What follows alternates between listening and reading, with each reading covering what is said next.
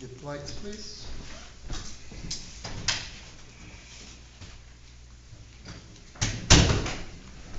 Like I mentioned earlier, it has been a little while since we've done communion, and so with that, I thought I would kind of go back and kind of look at a little bit of where does communion come from? Why do we have it? Why is it important?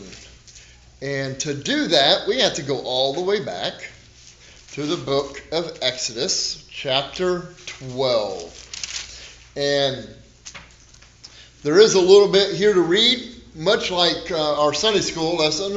There was about 40-something verses to read in our Sunday school lesson. Well, there's 30 verses here to read. So Janice mentioned in Sunday school about putting on our fast listening ears or whatever. So whatever you need to do to be able to listen quickly, I'm going to try to get this read kind of fast, all right? So, starting with verse 1 of Exodus chapter 12. The Lord said to Moses and Aaron in Egypt, "This month is to be for you the first month of your year. Tell the whole community of Israel that on the 10th day of this month, each man is to take a lamb for his family, one for each household. If any household is too small for a whole lamb, they must share one with their nearest neighbor, having taken into account the number of people there are. You are to determine the amount of lamb needed in accordance with what each person will eat. The animals you choose must be a year-old male without defect, and you may take them from the sheep or the goats. Take care of them until the 14th day of the month, when all the members of the community of Israel must slaughter them at twilight.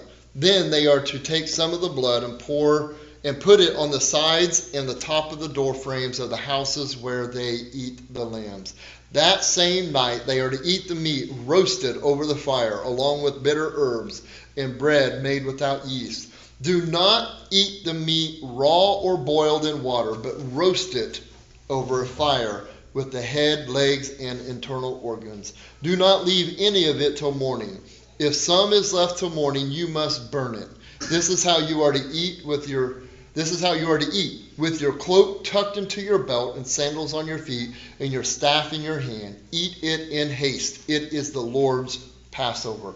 On that same night I will pass through Egypt and strike down every firstborn of both people and animals, and I will bring judgment on all the gods of Egypt. I am the Lord. The blood will be a sign for you on the houses where you are, and when I see the blood, I will pass over you. No destructive plague will touch you when I strike Egypt. This is a day you are to commemorate. For the generations to come, you shall celebrate it as festival to the Lord, a lasting ordinance. For 7 days you are to eat bread made without yeast.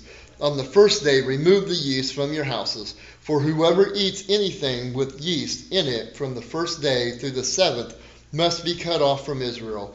On the first day, hold a sacred assembly, and another one on the 7th day. Do no work at all on these days, except to prepare food for everyone to eat. That is all you can do. Celebrate the festival of unleavened bread, because it was on this very day that I brought your division out of Egypt. Celebrate this day as a lasting ordinance for the generations to come. In the first month you are to eat bread made without yeast, from the evening of the 14th day until the evening of the 21st day. For 7 days no yeast is to be found in your houses, and anyone, whether foreigner or native born, who eats anything with yeast in it must be cut off from the community of Israel. Eat nothing made with yeast. Wherever you live, you must eat unleavened bread. Then Moses summoned all the elders of Israel and said to them, "Go at once and select the animals for your families and slaughter the Passover lamb. Take a bunch of hyssop, dip it into the blood in the basin, and put some of the blood on the top and both sides of the doorframe. None of you shall go out of the door of your house until morning. When the Lord goes through the land to strike down the Egyptians, he will see the blood on the top and the sides of the doorframe and will pass over that doorway, and he will not permit the destroyer to enter your house and strike you down. Obey these instructions as lasting ordinances for you and your descendants. When you enter the land that the Lord will give you, as he promised, observe this ceremony. And when your children ask you, what does this ceremony mean to you? Then tell them, it is the Passover sacrifice to the Lord, who passed over the houses of the Israelites in Egypt and spared our homes when he struck down the Egyptians. Then the people bowed down and worshiped. The Israelites did just what the Lord commanded Moses and Aaron. At midnight, the Lord struck down all the firstborn in Egypt, from the firstborn of Pharaoh, who sat on the throne, to the firstborn of the prisoner who was in the dungeon, and the firstborn of all the livestock as well. Pharaoh and all his officials and all the Egyptians got up during the night, and there was loud wailing in Egypt, for there was not a house without someone dead. So, this comes after 9 other plagues that came upon Egypt as Moses came to Pharaoh and said, God says, let my people go.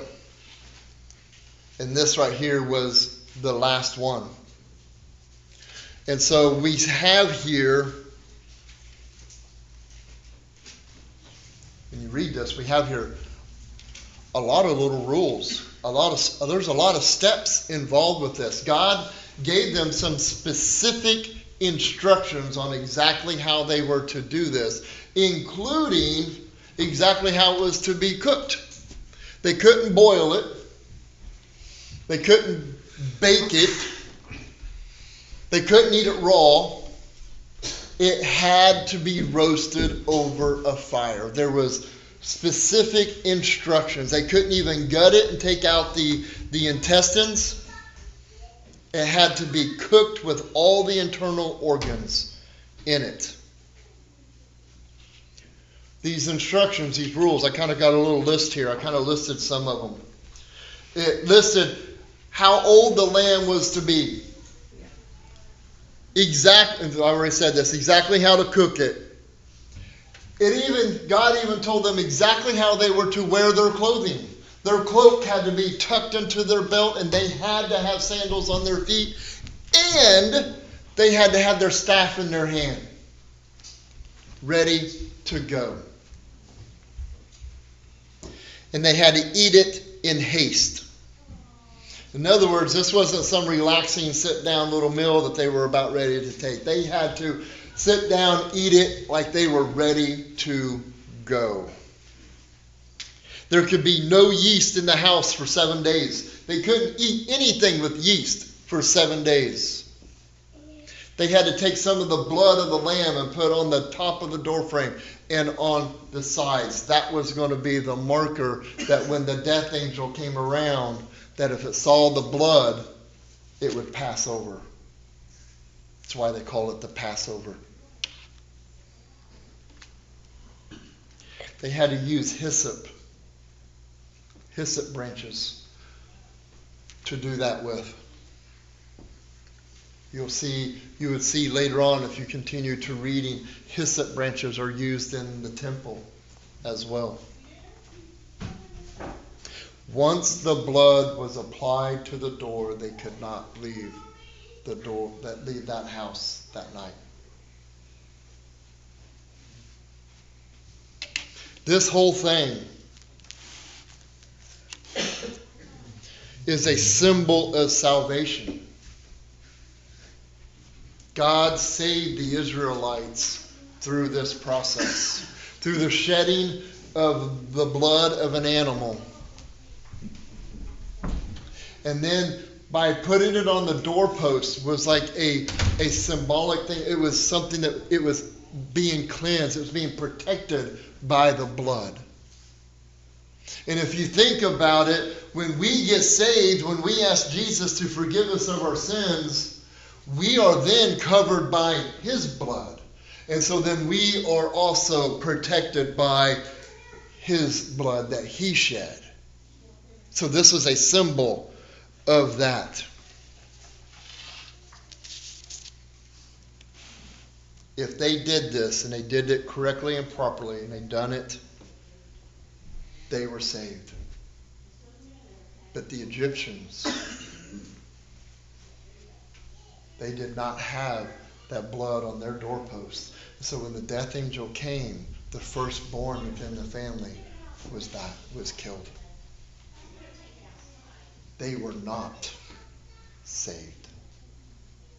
They were not protected by this. So now, let's turn to the Matthew passage, Matthew 26.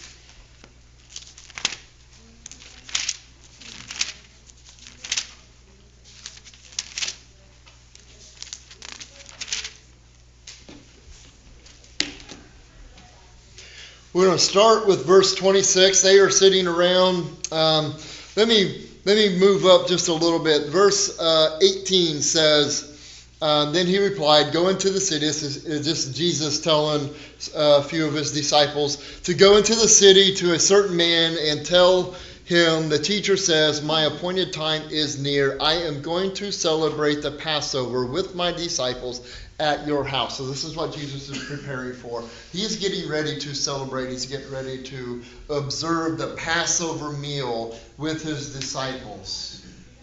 So this is what's going on. This is what we just read in Exodus. They are getting ready to prepare this Passover meal. So verse 26, they're sitting there and they've been eating and things, and it says, verse 26, while they were eating, Jesus took some bread, and when he had given thanks, he broke it, and he gave it to his disciples, saying, take and eat. This is my body. Then he took a cup, and when he had given thanks, he gave it to them, saying, drink from it, all of you. This is my blood of the covenant, which is poured out for many for the forgiveness of sins. So Jesus took this whole big, huge Passover celebration and all of its rules and regulations and things that they had to abide by for this Passover. He took all of that and he simplified it. He condensed it down to two elements: the bread and the wine. Jesus knew that he was going to be taking the place of the lamb, and that his blood was going to be a lasting sacrifice, where the blood of the lamb was a temporary covering. It was a temporary protection. But Jesus' blood was going to be an everlasting, an eternal covering.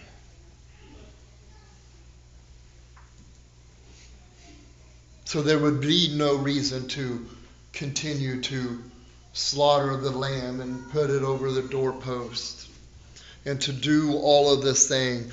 Jesus was fulfilling what that was supposed to represent. The time had come for that to take place. But he still provided us a way that we can still celebrate what it means. But it doesn't have to be done on a particular day.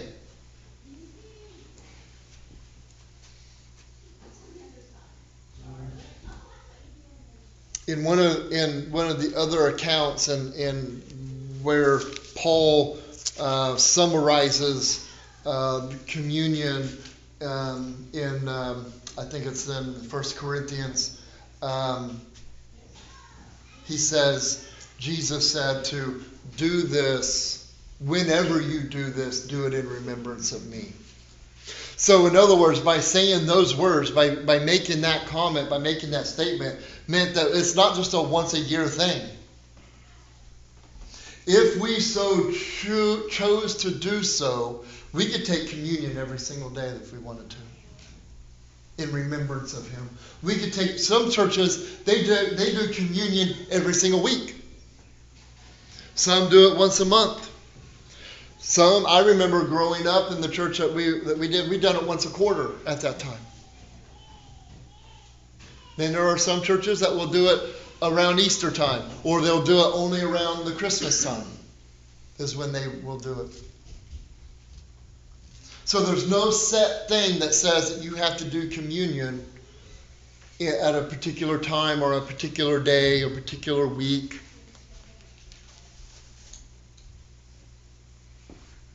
He provided us a way to still celebrate his sacrifice in a more simple,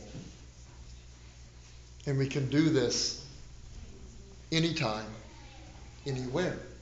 In fact, in the book of Acts, it goes on as the new church was beginning to grow and people were meeting in each other's homes, they did communion in their homes. It didn't even have to be done in a church or in the temple. It was being done in their homes. Did you know you could do communion in your home? You could do communion in your home. Does not have to be done here at church. You could do communion while you're at work, taking your lunch break.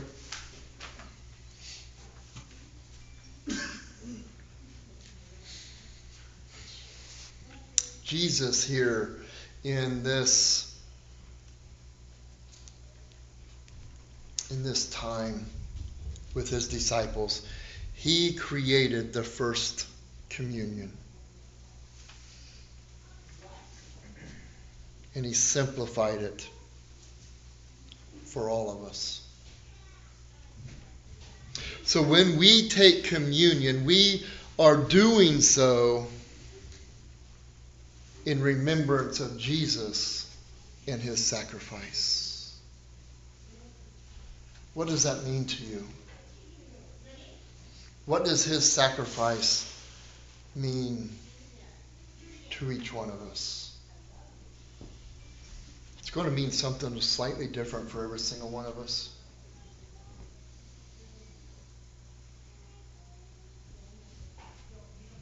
I'm going to play a song here in a moment. We're going to keep the lights on, but there's going to be a song playing as I pass out the elements.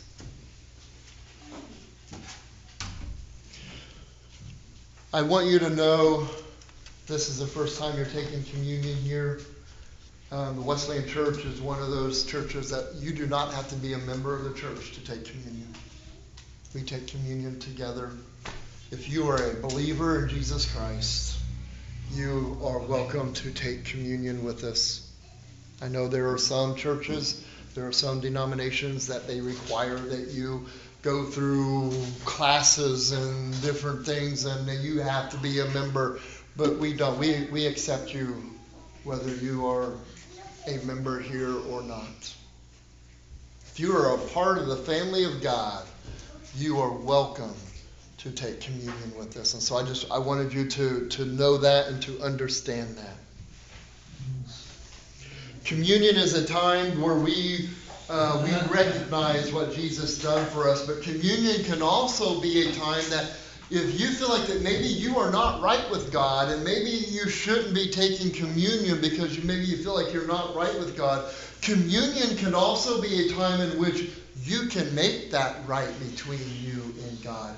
By partaking of communion, you are also saying, I accept this sacrifice that you've done for me, and I thank you for what you have done for me. Only you know where your life is with God right now. Only you know that. So as the music gets ready to play and I pass out the elements, this is a moment for you to reflect, for you to speak to God between you and him in this moment. If you do not want to take communion as I come around, just simply just shake your head and I'll just keep on moving on around, okay?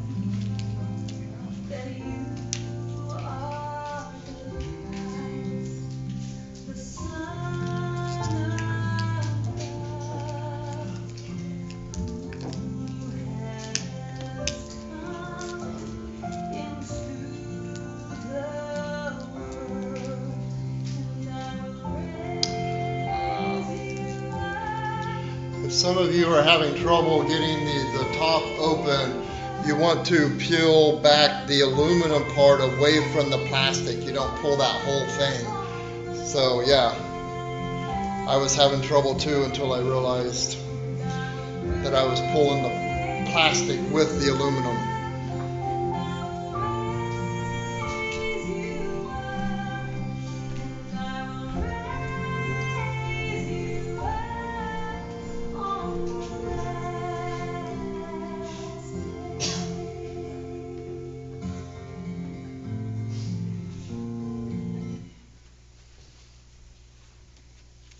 Okay.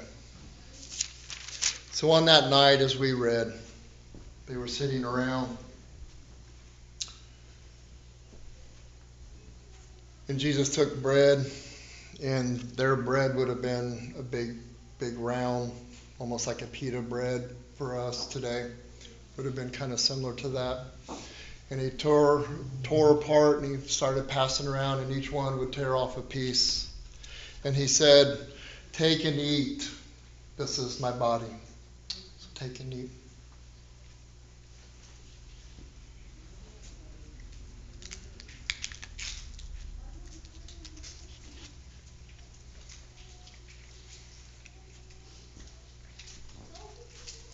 Then after they did the bread, one of the other accounts says a little bit later on in the meal, he took the cup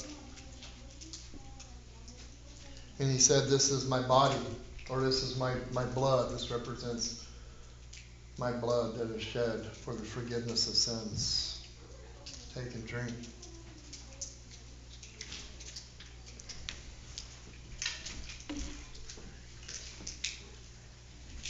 Dear God, we are so thankful